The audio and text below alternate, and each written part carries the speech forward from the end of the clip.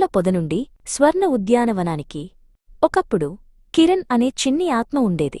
ఆమె నిజమైన ఇల్లు ఒక ప్రకాశవంతమైన ప్రదేశంలో ఉంది. దానిని శాంతిధామం అనేవారు. అక్కడ కేవలం ప్రేమ, నిశ్శబ్ద ఆనందం మాత్రమే ఉండేవి. కిరణ్ ఎంతో ఉత్సాహంగా నేను భూమిపైకి ప్రయాణించాలనుకుంటున్నాను అనుకుంది.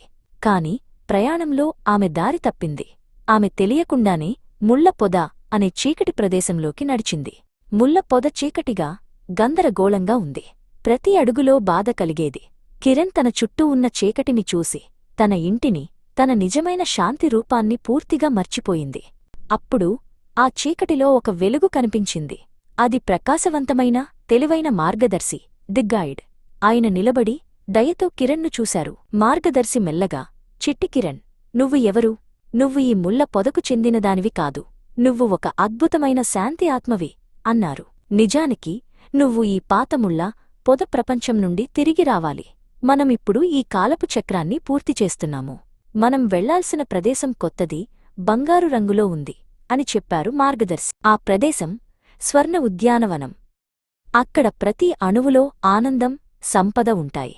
అది నీ నిజమైన వారసత్వం, అపారమైన సుఖం, శాంతి అని ప్రేమగా వివరించారు. మార్గదర్శి ఆమెకు ఒక రహస్య మార్గాన్ని నేర్పారు. కేవలం నన్ను గుర్తుంచుకో.